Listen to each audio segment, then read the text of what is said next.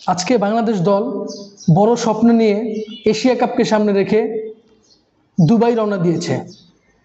বাংলাদেশ দলের অন্যতম সদস্য জাকির আলী অনিক তিনি সাংবাদিকদেরকে বলেছেন যে আমরা চ্যাম্পিয়ন হওয়ার জন্য যাচ্ছি, ম্যাচ বাই ম্যাচ ভালো খেলবো এবং আমাদের কোনো জবাবদিহিতা নেই।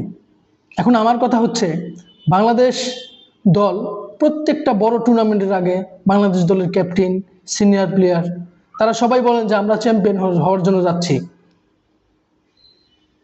এটা তো প্রত্যেকবারই একই কথা বলে, কিন্তু 2025 এশিয়া কাপকে সামনে রেখে জাকির আলী অনিক যে কথাটা বলেছেন, পিছনের কথার সাথে এই কথার কি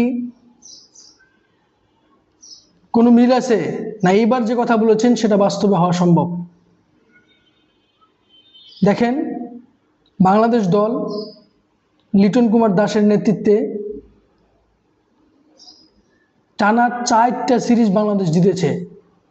ওয়েস্ট ইন্ডিজ, শ্রীলঙ্কা, পাকিস্তান, সর্বশেষ নেদারল্যান্ডস। লিটন দাসের নেতৃত্বে বাংলাদেশ এই প্রথম কোনো বড় টুর্নামেন্ট খেলবে এবং লাস্ট 2টা সিরিজে লিটন দাস শ্রীলঙ্কা এবং নেদারল্যান্ডসের সাথে ম্যান অফ দ্য সিরিজ হয়েছেন। Captain leading from the front, Liton Das এখন বাংলাদেশের ক্যাপ্টেন, যার ব্যাটিংয়ের উপর নির্ভর করে বাংলাদেশের জয় হবে কি পরাজয় হবে। বাংলাদেশের এখন সবচাইতে এক্সপেরিয়েন্স এবং গুরুত্বপূর্ণ প্লেয়ার হচ্ছে বাংলাদেশের ক্যাপ্টেন লিটন কুমার দাস। এবার কি তাহলে সম্ভব বাংলাদেশ চ্যাম্পিয়ন হবে? জাকির আলী অনিকের সাথে কি আপনি একমত? অবশ্যই কমেন্ট বক্সে আপনার মতামত শেয়ার করুন।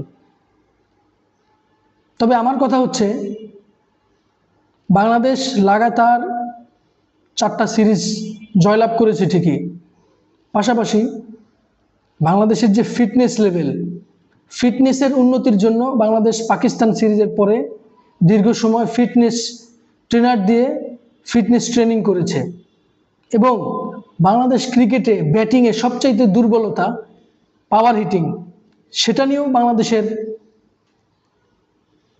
BCB Julian would power heating coach নিয়োগ দিয়েছে। বাংলাদেশ দল পাওয়ার হিটিং নিয়ে কাজ করেছে। অতএব একটা বড় টুর্নামেন্টের আগে যেরকম প্রস্তুতি নেওয়ার দরকার তার প্রত্যেকটা বাংলাদেশ করেছে। এখন শুধু বড় স্টেজে বড় দলগুলোর বিপক্ষে ট্রিমেন্ডাস পারফরমেন্স করা, এটা যদি বাংলাদেশ করতে পারে তাহলে জাকির আলী অনিক যে কথাটা বলেছে এটা সম্ভব, বাংলাদেশ চ্যাম্পিয়ন হতে পারবে। দেখেন, এবারের এশিয়া কাপে গ্রুপ স্টেজে বাংলাদেশের প্রতিপক্ষ Hong Kong, Sri Lanka, Afghanistan. 11, 13, 16 September Bangladesh Hong Kong, Sri Lanka এবং আফগানিস্তানের সাথে লড়াই করবে।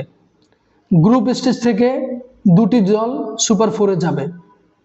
এর জন্য বাংলাদেশকে এই 3টা ম্যাচ থেকে 3টা ম্যাচ জিতবে আমরা আশা করি, তবে মিনিমাম 2টা ম্যাচ তো জিততেই হবে, সেটা আফগানিস্তান হোক কিংবা শ্রীলঙ্কা হোক।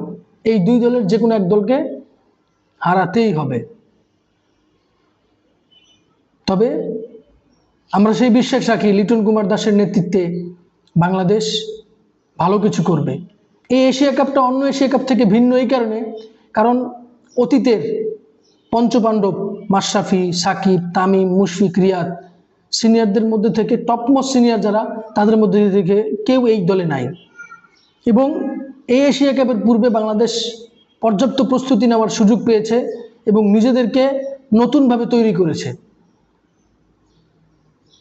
এই এশিয়া কাপে আমরা প্রত্যেকটি ম্যাচ নিয়ে ম্যাচ প্রিভিউ, ম্যাচ রিভিউ বিস্তারিত আলোচনা করব আপনাদের সাথে। ভিডিওটি ভালো লাগলে লাইক, কমেন্টস, শেয়ার, সাবস্ক্রাইব করবেন। ধন্যবাদ।